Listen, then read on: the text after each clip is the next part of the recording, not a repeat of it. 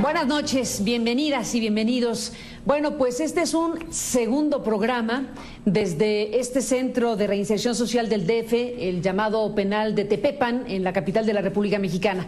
Es un segundo programa que no le anunciamos en el primero que ocurriría, porque realmente lo decidimos hacer cuando había terminado nuestra primera conversación con Nestora Salgado, esta mujer que se encuentra en la cárcel y de la cual hemos hablado, y ella ha contado parte de su historia.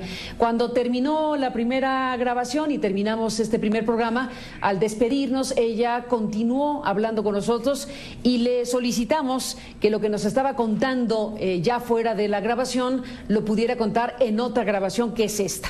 Por eso estamos anunciando este segundo programa que iniciamos ahora para reanudar, Nestora, esta charla con usted desde esta cárcel en donde se encuentra recluida después de haber sido detenida en Guerrero, en este lugar donde usted pues se convirtió en la jefa, en la comandanta de la policía comunitaria de Olinalá. Usted me empezó a contar algo que ahora le pido nos cuente frente a las cámaras. Usted me dijo que el hoy exgobernador de Guerrero, Ángel Aguirre, le había ofrecido dinero a usted, no para la estructura comunitaria que encabezaba, sino para usted en lo personal, para usted en lo particular, y que eso se había dado en un contexto en donde ese dinero, de haberlo recibido, hubiera significado que Nestora se hiciera a un lado. Esa es la historia que usted no ha contado públicamente. Esa es la historia que yo le pido cuente a CNN en esta noche. ¿Cierto? Pues sí, como le comentaba, el hecho de estar yo aquí lo atribuyo a no haber aceptado el dinero que el gobierno me ofrecía. El gobierno me estuvo ofreciendo inicialmente 3 millones de pesos, y digo el gobierno porque pues es parte de, pues era un gobernador por medio del coordinador de la CRAC, Eliseo Villar. Me manda a ofrecer... Díganos qué es la CRAC, para que el público... Coordinadora Regional de Autoridades Comunitarias, a la cual yo pertenezco. En este momento sale el que estaba de coordinador diciendo que a mí me había desconocido la CRAC como policía comunitaria, dando una puerta a mi detención, más un desconocimiento para la CRAC no lo hace un coordinador, no lo hace una persona, simplemente lo hace toda la estructura, y lo tendría que hacer una asamblea regional para que me pudieran desconocer. Este coordinador trabajaba con el gobernador Ángel Aguirre, que lo apoyaba mucho. Por medio de él me manda a ofrecer dinero para que yo no crezca como policía comunitaria, que solamente me quede delimitada en Olinalá y no me meta en casos como en casos más graves, solamente de decir, bueno, es que tú te tienes que dedicar solamente a cuidar que no roben el ganado, a que los hijos no sean mal educados con los padres, cositas sencillas. Obviamente para eso no se formó la policía comunitaria, que sí atendemos estas cosas, pero para lo que se formó la policía comunitaria en Olinalá era para darle seguridad a Olinalá cuando el crimen organizado nos estaba atacando. Cuando esta persona viene a ofrecerme primeramente 3 millones, el señor viene a mi casa, pero... El coordinador de la CRAC, ¿dice usted a nombre del gobernador? Sí, a nombre del gobernador. Viene directamente a mi casa a hablar personalmente conmigo, no pidió hablar ni con el consejo ni con la policía comunitaria, con Nestora, él quería hablar con Nestora. Entonces llega y me dice, el gobernador quiere ofrecerte 3 millones de pesos para que tú te quedes aquí en tu pueblo, y te conviene porque no te vas a meter en más conflictos, vas a ser policía comunitaria en Olinalá, pero no vas a abarcar otros pueblos, no vas a crecer.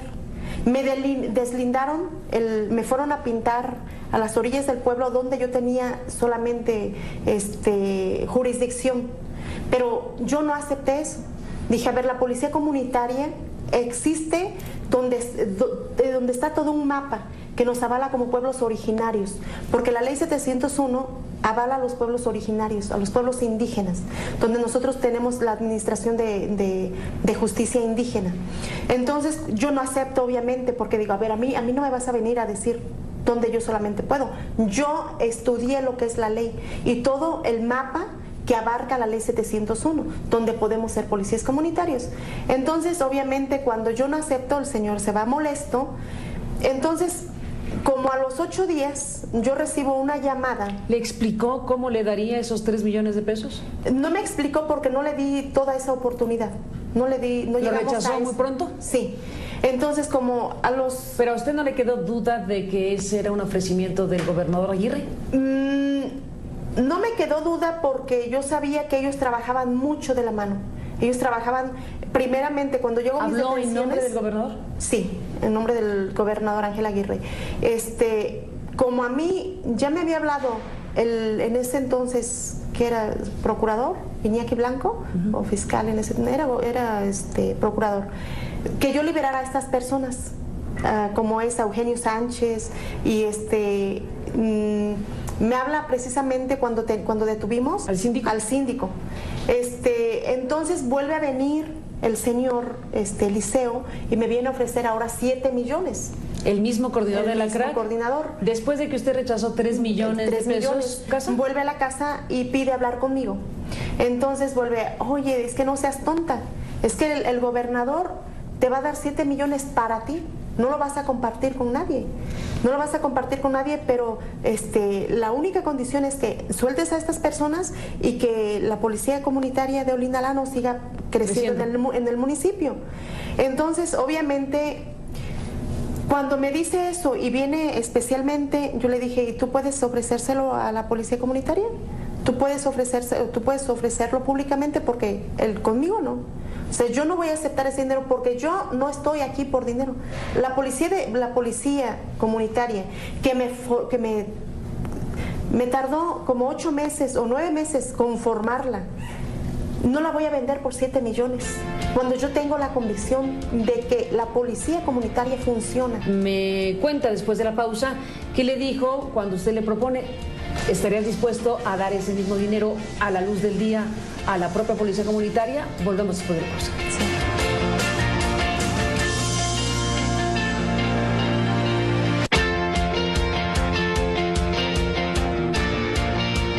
Seguimos en esta área jurídica del Centro Femenil de Reinserción Social del DF, el penal de Tepepan, donde se encuentra Nestora Salgado, y retomamos la conversación, Nestora, de este segundo programa que, bueno, pues estamos haciendo en función de lo que nos está contando, que es muy grave y delicado e importante. Cuénteme, ¿qué pasó? Cuando hago eso, cuando yo le propongo eso de que se lo proponga a toda la policía, no nada más a mí. No para su cuenta personal. No para mi cuenta personal, obviamente me lo vuelve a rectificar. Ese dinero es para ti, no lo vas a compartir con nadie. Simplemente, o sea, su intención era esa, no crecer. Entonces, y yo lo digo así con toda esta seguridad porque sé que esta fue la razón por la que yo estoy detenida. Esta fue la razón por la cual a mí me hicieron todos estos expedientes, porque no acepté. Cuando me habla el procurador para decir que yo suelte a estas personas, en esos días también me habla era un senador, Sofío Ramírez, para decirme y ofrecerme que yo acepte ir de vacaciones a Acapulco con toda mi familia, vacaciones pagadas. ¿Sofío Ramírez le dijo eso? Ramírez. ¿En persona? Por teléfono. ¿Pero habló con usted? Grabado, sí, ¿El senador de la República? Sí. ¿Habló con usted? Sí. ¿Y qué le dijo?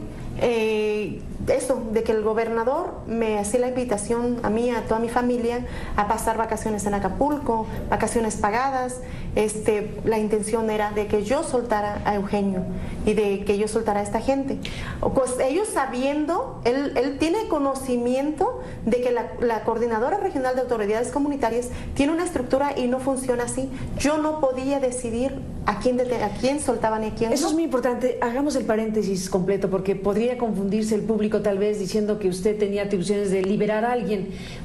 Si yo entiendo bien, la policía comunitaria y la CRAC misma, efectivamente, como se dice, tienen esta organización y tenían o tienen atribuciones legales de detención dentro de una policía reconocida oficialmente, de detención. Sí. Estas personas detenidas por usted y la policía comunitaria no podían ser liberadas por usted o por la policía comunitaria, sino tiene que haber un procedimiento donde la asamblea del lugar decida esa liberación. ¿Estoy en lo correcto? Sí. Ellos, sabedores de la influencia de Nestora como líder social y comandanta del lugar de la policía comunitaria, querrían que usted interviniera para liberar. Regresemos al punto. ¿A quién querían liberar? ¿Y cuál cree que era la razón por la cual querían liberar a estas personas? Querían liberar ¿Y por qué estaban detenidas? Que eso hay que retomarlo. Okay. Querían liberar a Eugenio Sánchez. ¿Qué es? Él es un carnicero en el pueblo, pero que es sobrino de un exdiputado local que se llamó Manuel Sánchez Rosendo, que ahora está preso por secuestro. ¿Y fue detenido por qué razón en este caso? ¿Por ustedes? Por abigeato. Por robo de ganado, sí, fue detenido. Sí. Y estaba en el programa de reeducación en la Casa del Paraíso. Como parte de un esquema legalmente reconocido. Exactamente. Entonces el gobernador y el procurador le pedían a salvo para liberarlos, sí, por su relación con la política guerrerense. Sí.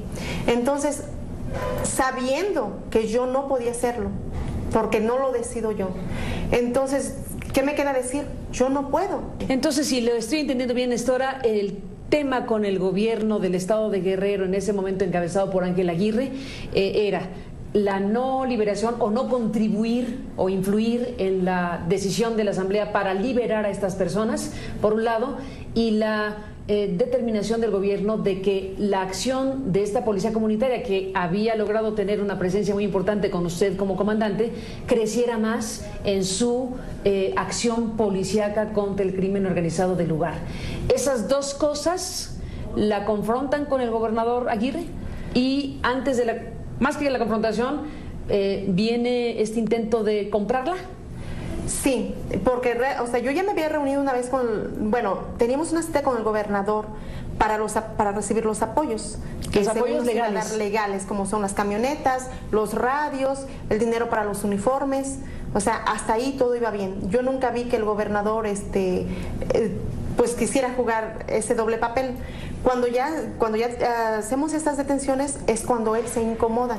Por eso digo yo, ¿qué participación tenía él ahí? ¿Por qué se incomodó tanto con estas detenciones? ¿Por qué exigir, por qué intervenir el gobernador para la liberación de estas personas? Que estaban relacionadas con el robo de ganado, exactamente, abigeato, y con temas de prostitución. Exactamente, sí.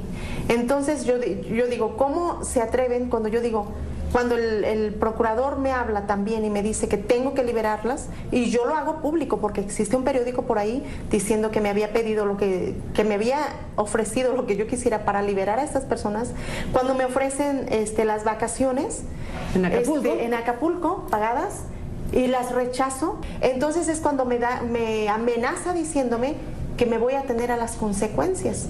En ese momento le digo, ¿qué? Deme un momentito, vamos a una pausa y regresemos a ese punto donde se afirma ya hubo una amenaza directa a su persona al no aceptar esta segunda oferta de 7 millones de pesos. Después de la pausa retomamos la conversación.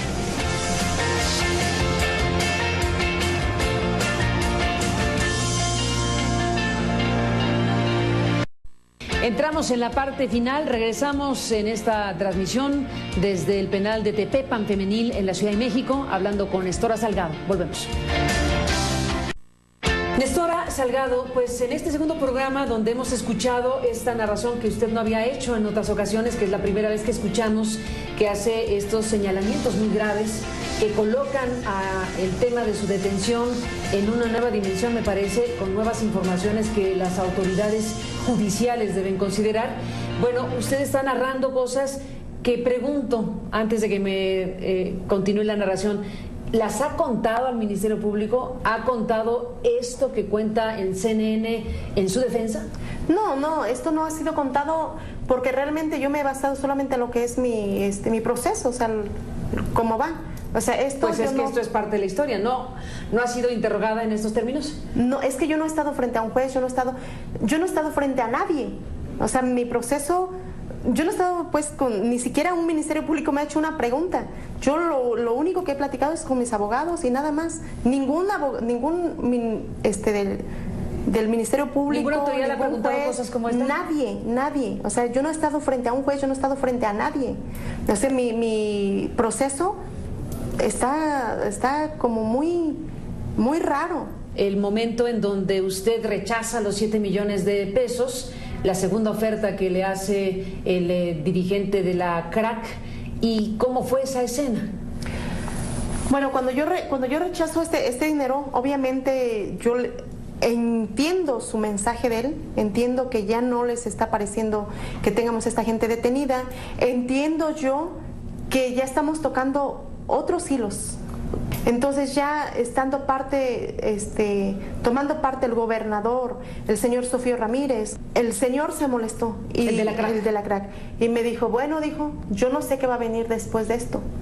Dijo, yo no sé qué va a venir después de esto. Y yo le dije, venga lo que venga, yo lo voy a enfrentar. Y está mi pueblo para respaldarme. Yo me sentí así muy segura. Dije, yo lo voy a enfrentar. Principalmente le dije, si yo digo esto, a nadie le va a gustar. Entonces yo tenía la seguridad de que mi pueblo estaba de mi lado y con esa calidad moral de haber dicho, rechacé este dinero. El hombre que usted dice le ofreció a nombre del gobernador ese dinero es el dirigente de su organización, Nestora. En su momento estaba como coordinador. Ahora sé que está preso. ¿Pero qué pasó con él respecto a la propia organización de la cual usted era jefa de la policía municipal y él dirigente de la organización Crack? Yo no sé qué ha pasado con la organización y él. Yo lo único que sé en prisión es que él está preso y que lo agarró el ejército y yo no sé más de él. Ya no es coordinador de la CRAC tiene nuevos dirigentes. Yo no sé en qué términos está él con la CRAC, pero en su momento fue una persona clave para la detención. Fue una persona clave porque lo utilizaron para decir que políticamente decir que desconoció la CRAC a Nestora pegó mucho políticamente y a la sociedad. Decir, desconoce la CRAC a Nestora, pero realmente no me había desconocido, porque como le decía hace rato, quien hace un desconocimiento es una asamblea Para regional. que algo así ocurriera tenía que haber un procedimiento que no lo hubo. Y él Al decir eso, de que la CRAC desconoce a Nestora, el gobierno puede meter mano a Nestora sin ningún problema, según ellos. Y así ocurrió. Así ocurrió. ¿Y qué pasó con su pueblo? Mi pueblo protestó, mi pueblo hizo bloqueos, mi pueblo hasta esta fecha sigue protestando porque están pidiendo mi liberación. Para que un pueblo pida tu liberación es que el pueblo confía en ti, cree en ti, porque yo no he visto que un pueblo se levante a pedir la liberación de un secuestrador. Y si los pueblos se han levantado a pedir mi liberación es porque saben perfectamente que yo no cometí ese delito. ¿En qué momento la detuvieron y cómo fue? Yo iba a cargar gasolina. En Olinalá, cuando ya estaba ¿De noche, tarde, mañana? No, eran como las 5 de la tarde a lo mejor. ¿Normalmente no estaba sola usted? Yo por lo regular en el pueblo siempre andaba primeramente con la seguridad que me daba la policía comunitaria y con la policía comunitaria. Pero iba sola en ese momento. En ese momento. ¿Y qué pasó? Me detiene el ejército. Me detiene el ejército sin una orden de aprehensión, sin decirme por qué motivo. Solamente me detienen, me revisan la camioneta hasta el cofre, no me quitan la camioneta, me entregan a la Marina, me mueven a Chilpancingo, me ponen con la PGR, de ahí me suben a un helicóptero, me llevan a Acapulco. De Acapulco solamente me hacen una declaración preparatoria y terminando la declaración preparatoria donde no me permitieron pagar mi abogado o llamarle a un abogado, me suben al avión y me llevan a Tepic. Se dijo que usted fue detenida de otra manera, se dijo que usted fue detenida por la policía ministerial. Eso es lo que aparece en el parte informativo. Pero usted dice que fue el ejército y luego la Marina. Fue el ejército y la Marina. En ese momento yo llamo a la radio y les digo, me tiene detenida la Marina, el ejército, sin ninguna razón, no me enseñan una orden de aprehensión, no me dicen por qué. Le pido ayuda precisamente a los muchachos de Ayotzinapa porque ellos ofrecíamos nuestro apoyo a ellos y ellos a mí. Entonces les pido el apoyo a ellos, decir, están deteniéndome sin ninguna razón. No en este momento, pero hasta hace poco aquí había dos mujeres que atrapaban la atención pública. Usted por su historia y por su circunstancia, y el caso del Bester Gordillo, la lideresa sindical, que es otra historia diametralmente distinta a la suya. Solo pregunto, porque no puedo evitarlo, ¿usted en algún punto ha tenido contacto con ella? ¿Hay algún tipo de vínculo, comunicación entre alguien como usted y alguien como la profesora Gordillo? Vivimos juntas, compartimos el pasillo, hubo algún conflicto, pero obviamente es una mujer con muchísimo poder. ¿Conflicto tuvo? Sí, hubo un conflicto. El hecho de que el Estado le dé demasiado poder, no nada más el Estado, el gobierno le da demasiado poder. La señora ha hecho y deshecho en este lugar. De este lugar era dueña. ¿Cómo? Así, se lo digo, de este lugar era dueña. Entonces, y a lo mejor no puedo mucho hablar de la señora porque me metería en un conflicto peor. Pero yo lo único que puedo decir es que le han dado muchísimas atribuciones el gobierno a ella, que quita y pone a quien quiere. Entonces yo creo que no debe de ser así. ¿El conflicto terminó muy mal o ya terminó? Solamente porque se movió. Bueno, a ella la han sacado de este lugar, es probable que regrese, esa es una de las... Ella me amenazó de que ella iba a hacer todo para que yo no saliera de este lugar. ¿Por qué? Porque yo hice una denuncia de acoso sexual a un comandante de este lugar que era su protegido de ella y se molestó mucho. Porque ella confiaba mucho en esa persona, era un comandante que le permitía todo y obviamente muy protegido por ella. Está muy, de hecho, se va de aquí, pero no castigado. Se va a otro centro como jefe.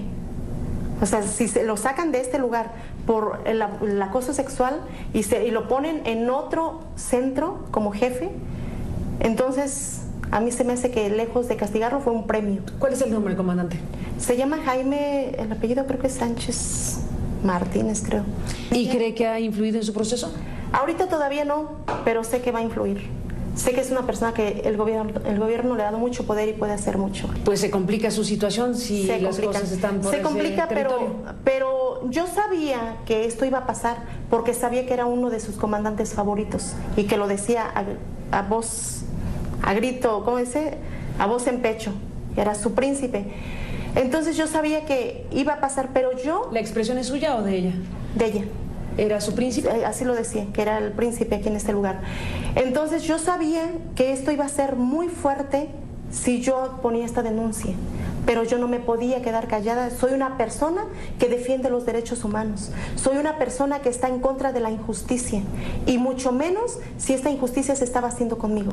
Yo no me podía quedar callada solamente por saber el poder que la señora tiene. La amenaza que usted dice le hace el Bester Gordillo a ustedes directamente. Directamente a mí, directamente. ¿En el pasillo? ¿Pueden de hecho, ella se metió a mi cuarto a decirme que ella iba a hacer que me sacaran del hospital. Que me sacaran del hospital, que el Estado me sacara del hospital, porque ella no podía vivir con una secuestradora. Esas fueron sus palabras. Pero creo que en esta ocasión la señora se equivoca, porque yo estoy siendo juzgada por un secuestro, pero yo estoy todavía para demostrar que eso no es verdad, que yo no cometí un delito. Entonces, sí, temo porque sé que el Estado hace lo que ella dice.